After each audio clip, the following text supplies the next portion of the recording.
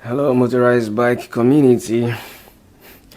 Welcome again to my channel.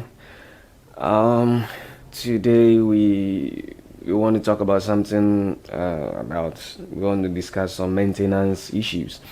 This video is actually an old video, but because the voice or the audio wasn't so good on it, I hesitated in uploading it. And thanks to Jared for the advice about doing voiceovers for videos in case they are not so clear. And so I decided to do a voiceover for this before I upload it. Now, the bike had an issue a few months ago, and then I realized that when I packed it overnight, uh, there was there was foil on the floor.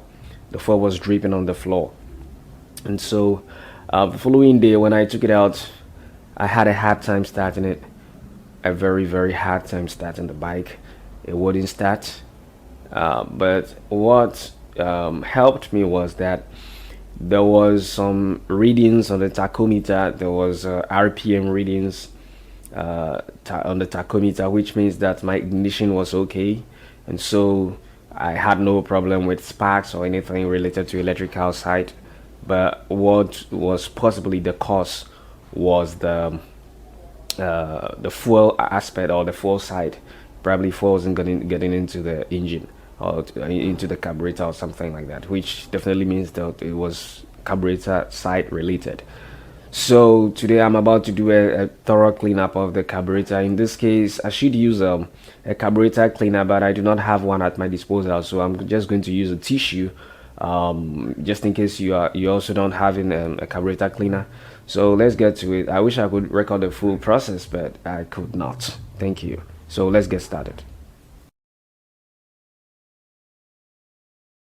Okay, guys. So I've taken off the um, the carburetor bowl, and I've just noticed that there was too much fuel in the bowl, and so there was no breathing space for the carburetor at all, and it was overflowing. So some might have gotten inside the engine cylinder, and that is going to really give me a hard time starting it later. So the normal cause of this would be because there is a particular pin that stops the inflow of fuel when the carburetor bowl is full. When the float pushes against the pin to stop the inflow, but when there is dirt at the tip, then it cannot have a good close. I mean, it cannot close properly. So we are going to get it and clean it up. Okay, guys, so this is the pin that I was talking about, and I just took it out from the carburetor, uh, and I noticed there was dirt at the tip. There is a rubber tip, the black tip. I don't know if you can see it well from the autofocus, okay, of the camera. Now there is a rubber tip in a cone form, okay, conical form. Yeah, I think that should be the word. What happens is when the bowl is full, the float pushes against it to close the inflow of fuel. So when there is dirt at the tip, it's not able to have a full closure, thereby allowing fuel to pass by. And when that happens, it overflows in the bowl. The fuel just keeps coming in, and it will enter into your engine as well. So I've had that experience once, and I think it's the same in this case. So all I need to do is clean the tip and then get it over. Okay, so we'll do the cleanup and then put it back. Okay, guys, so I'm done with it. I've cleaned it and it's back on the bike. But from my experience, whenever this happens, it messes up the air filter, so I need to clean the air filter too. And so once I'm done with that, I'll go for a test ride, and then we'll see the result. Thanks so much.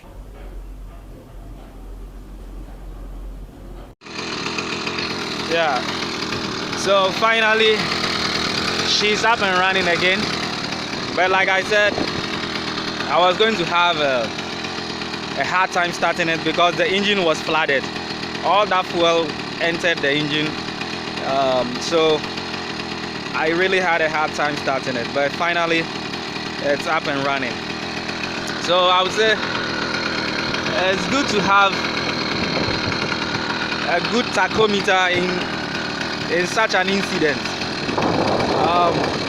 You could tell if you are having problem with ignition or maybe your fuel system. Yeah, and from the tachometer I could see that the ignition at first was okay.